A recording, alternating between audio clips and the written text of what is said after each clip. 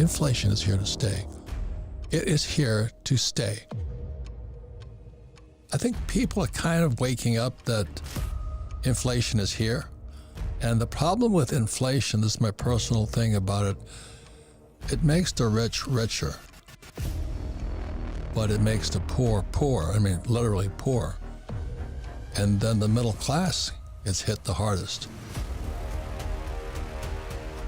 And revolution starts when when the poor can't survive. Because, like when you go to the store and a piece of celery is $20 and today it's oil and all this. So the question today is, what do you do? How do you hedge against what's coming? Because when Biden, when cut off the XL pipeline, the price of oil went through the roof. I was buying oil at $30 a barrel, or selling oil at $30 a barrel, and then it went to $130 a barrel, but it wipes out everybody else.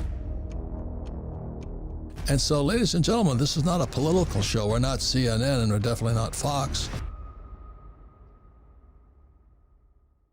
If you're not paying attention, if you're still riding the default mode, you gotta start listening to the Rich Dad radio show. It's time to start paying attention and taking control, because exactly what you just said, right? If we thought consumer inflation has been bad and caused, disgruntled civil unrest, just wait until we see food and fuel riots in the streets. But I mean, this is, I think the rest of the 2020s will be like the first 2 years of the 2020s, right? Unprecedented is the new precedented, and this is just getting started. Correct. And we both have some really stellar leaders. You have Trudeau and we have Biden. I mean, when Biden is in charge and the way the dollar is set up, the dollar always loses money. It's called Triffin's dilemma. If you're the reserve currency of the world, the dollar always loses value because debt always goes up. So the Fed has to keep printing, the Treasury has to keep printing. And that's why if you read Rich Dad, Poor Dad, which came out 25 years ago, it said the rich don't work for money, rich don't save money, because the dollar is fake. The US dollar is fake. All currencies are fake.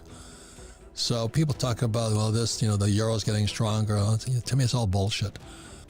And if you understand how the dollar is created, you'd be at Vancouver, because 1944, the US dollar became the reserve currency of the world. What that is a thing called Triffin's dilemma. That means we're always short of dollars, so they have to keep printing. And they'll always print. The system is flawed. So exactly as Jay Martin said, this is our time. We've been dealing with much higher than expected inflation numbers, for a long time. All of last year, all of 2021, prices kept going up month after month, more than expected. And the Fed kept saying, don't worry about it. It's transitory. It'll go away on its own.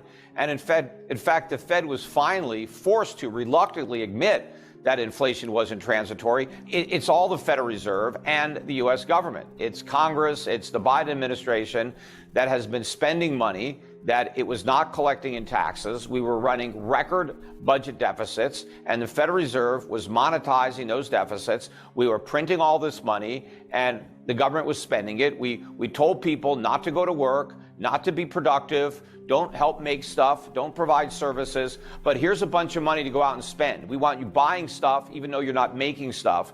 And so we flooded the country with money. At the same time, the production of goods and services slowed down. And of course, prices went up. It's not a surprise. It's exactly what I was saying was going to happen when they first went down this misguided path. And so we're simply reaping the whirlwind of the wind that we sowed. The sheer volume of goods coming into the United States is at an all-time record high. So we've never had so much stuff coming into the country as we have right now. The problem is we printed even more money. And that's why everybody is, chasing all this stuff. So the problem isn't a lack of stuff. It's a surplus of money. Because the government can print money, but they can't print stuff. So if they keep printing money, clearly prices have to go up because there's nothing to buy with the money they print.